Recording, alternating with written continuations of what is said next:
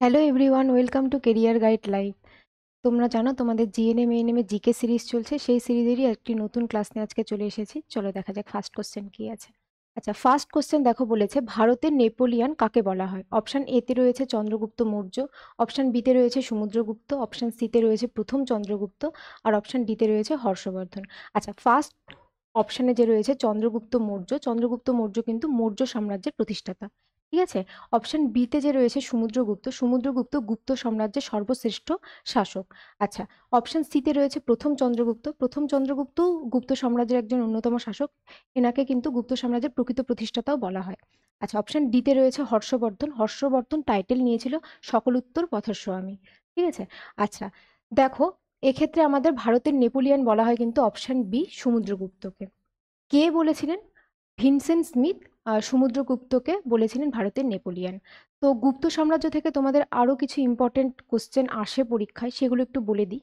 যদি বলা হয় গুপ্ত সাম্রাজ্যের প্রকৃত প্রতিষ্ঠাতাকে, তাহলে তো হবে আমাদের প্রথম চন্দ্রগুপ্ত। যদি বলা হয় গুপ্ত সাম্রাজ্যের প্রতিষ্ঠাতাকে, সেক্ষেত্রে কিন্তু হবে আমাদের শ্রীগুপ্ত। সর্বশ্রেষ্ঠ সম্রাট বললে হবে আমাদের সমুদ্রগুপ্ত। অনেক সময় তোমাদের আসে সেভিয়ার অফ ইন্ডিয়া কাকে বলা হয়, বা ভারতের রক্ষাকর্তা কাকে বলা হয়, সেক্ষেত্রে কিন্তু হবে আমাদের স্কন্দগুপ্ত। কেন বলা হয়? তিনি আমাদের হুন আক্রমণের হাত থেকে ভারতকে রক্ষা করেছিলেন। ঠিক আছে। চন্দ্রগুপ্ত সেকেন্ড শাকারি উপাধি নিয়েছিলেন, কেন? তিনি শক আক্রমণের হাত থেকে ভারতকে রক্ষা করেছিলেন। এই দুটো কিন্তু গোলায়, শক আর হুন। ঠিক আছে। চলো নেক্সট কোশ্চেন দেখি। নেক্সট কোশ্চেন বলেছে রাজ্য বিধান পরিষদের কতজন সদস্যকে রাজ্যপাল মনোনীত করেন। আচ্ছা, সবার প্রথমে আমাদের জানতে হবে সেই বিধান পরিষদটাই বা কি, বা বিধান সভাটাই কি। তোমরা সবাই হয়তো জানো যে ভারতীয় পার্লামেন্ট যে রয়েছে সেটা দুটো কক্ষ রয়েছে, একটা আপার হাউস বা উচ্চ কক্ষ, আর একটা হচ্ছে লোয়ার হাউস বা নিম্ন কক্ষ। লোয়ার হাউস কোনটা? যেটা লোকসভা। আর আপার হাউস কোনটা? যেটা রাজ্যসভা। সেম ভাবে আমাদের রাজ্যের যে পার্লামেন্ট রয়েছে সেটারও কিন্তু দুটো মানে কক্ষ রয়েছে, একটা হলো বিধানসভা আর একটা হলো বিধান পরিষদ। কিন্তু আমাদের এই বিধান পরিষদ কিন্তু সব রাজ্যের দেখতে পাওয়া যায় না। বর্তমানে ইন্ডিয়াতে 6টা এরকম স্টেট রয়েছে যেখানে কিন্তু আমাদের এই রাজ্য বিধান পরিষদ দেখতে পাওয়া যায়। কোন কোন স্টেট? উত্তরপ্রদেশ রয়েছে, ঠিক আছে, বিহার রয়েছে, অন্ধ্রপ্রদেশ রয়েছে, তেলেঙ্গানা রয়েছে, কর্ণাটকা রয়েছে, আর আমাদের রয়েছে হলো মহারাষ্ট্র। এই 6টা স্টেটে কিন্তু বিধানসভা বিধান পরিষদ দুটো কক্ষই লক্ষ্য করা যায়। ওয়েস্ট বেঙ্গলে ছিল, কিন্তু 1969-এ কিন্তু আমাদের সেই বিধান পরিষদটা উঠে যায়। তো বলেছে এই বিধান পরিষদের কতজন সদস্য রাজ্যপাল দ্বারা মনোনীত হন, মানে তারা ডিরেক্ট ইলেক্টেড হয় না, মনোনীত হন। কতজন সদস্য? আমাদের অপশন বিতে রয়েছে যে 1/6। এই সদস্যটা কি হয়? আমাদের রাজ্যপাল দ্বারা মনোনীত হয়। তাহলে কোশ্চেন আসতেই পারে যে আমাদের তাহলে যদি বিধান পরিষদের 1/6 মেম্বার রাজ্যপাল দ্বারা মনোনীত হয়, তাহলে কি আমাদের রাজ্যসভা যে রয়েছে পার্লামেন্টে, সেখানে কি কোনো সদস্য রাষ্ট্রপতি দ্বারা মনোনীত হয়? সেক্ষেত্রে আমাদের অ্যান্সার হবে হ্যাঁ, হয়। কতজন হয়? 12 জন। 12 জন আমাদের রাষ্ট্রপতি দ্বারা নিয়োগ হয়, মনোনীত হয়। কোন পোর্শন থেকে আসে এই মনোনীত?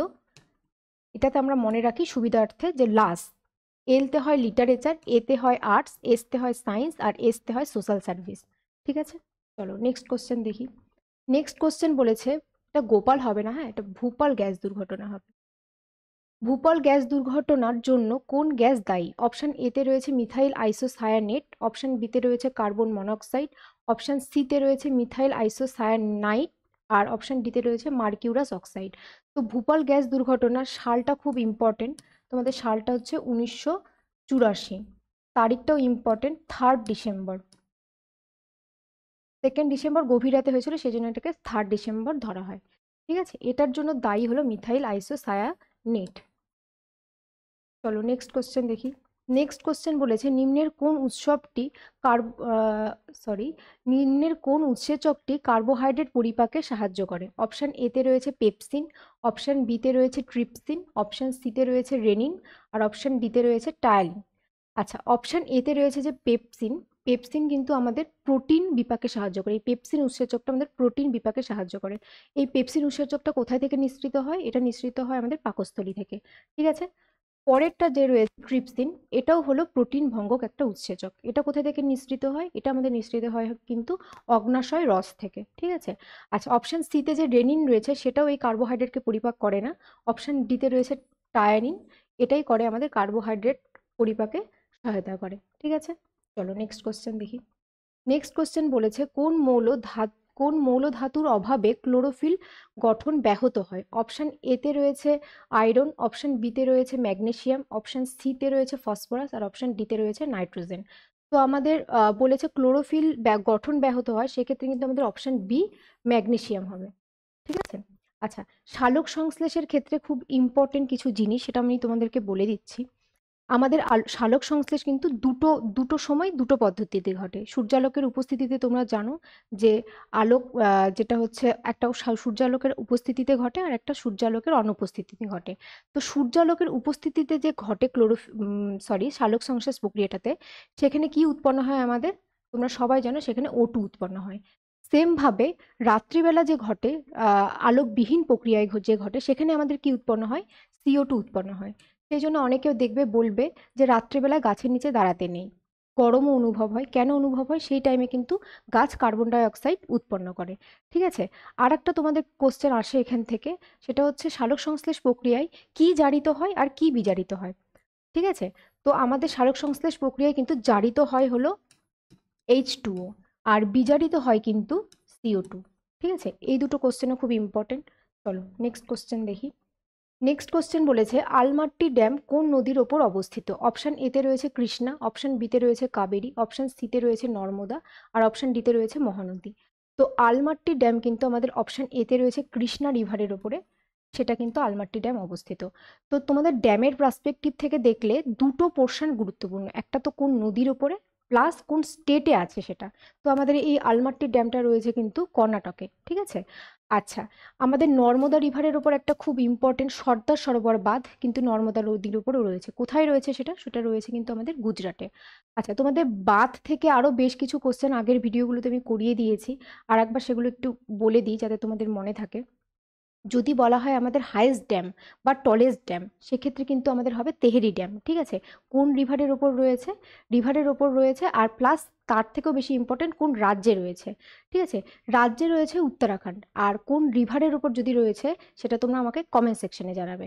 আচ্ছা, এটা হলো হাইয়েস্ট। যদি বলা হয় লার্জেস্ট ড্যাম, সেক্ষেত্রে কিন্তু আমাদের হবে হীরাকুদ ড্যাম। হীরাকুদ ড্যাম কোন নদীর ওপর রয়েছে? মহানদীর ওপর। কোন স্টেট? সেটা রয়েছে উড়িষ্যাতে। আর একটা যেটা ইম্পর্টেন্ট সেটা হচ্ছে ওল্ডেস্ট ড্যাম। ওল্ডেস্ট ড্যাম কি ড্যাম? কল্যাণাই ড্যাম। কোন রিভারের ওপর রয়েছে? রয়েছে কাবেরী রিভারের ওপর। কোন স্টেট? তামিলনাড়ু স্টেট। তো হাইয়েস্ট বা যেটাকে বলা হয় টলেস্ট, আর একটা হচ্ছে লার্জেস্ট, আর একটা হলো ওল্ডেস্ট। ঠিক আছে।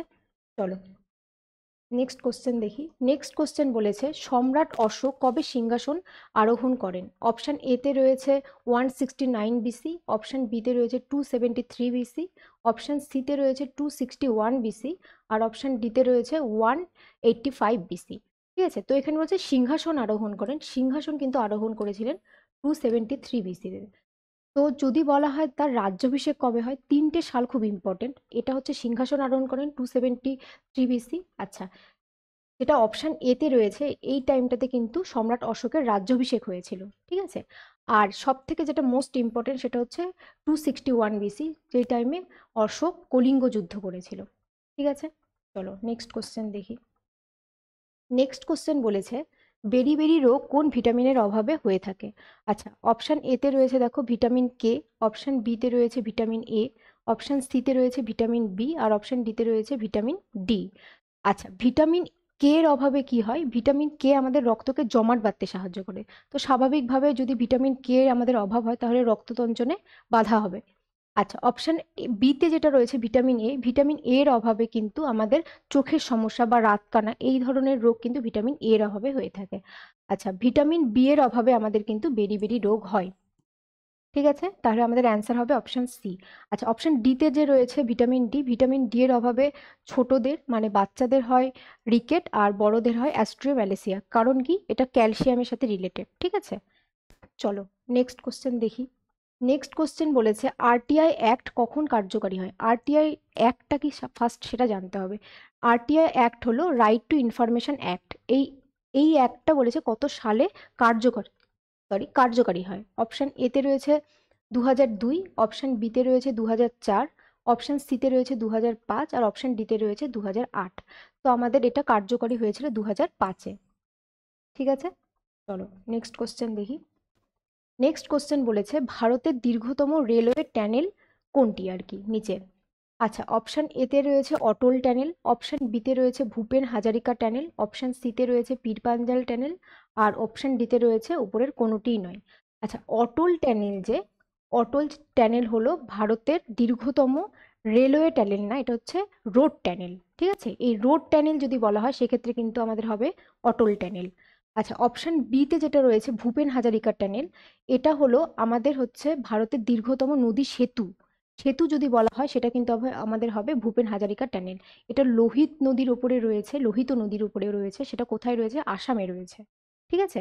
আর অপশন সিতে রয়েছে পীর পাঞ্জাল টানেল, এটাই হবে দীর্ঘতম রেলওয়ে টানেল। ঠিক আছে। আচ্ছা, আজকে এই 10টা কোশ্চেনই আলোচনা করার ছিল। আশা করি তোমাদের ভিডিওগুলোই, যেগুলো আমরা করাচ্ছি জিকের, সবগুলো তোমাদের ইউজফুল হবে। ভিডিওগুলোকে ফেলে রাখবে না, দেখবে, নোট ডাউন করবে, বারবার সেগুলোকে রিভিশন করবে। তাহলে পরীক্ষার আগে তোমাদের বার্ডেন মনে হবে না। ভালো থেকো, সুস্থ থেকো, আর দেখতে থেকো career guide life. Thank you for watching.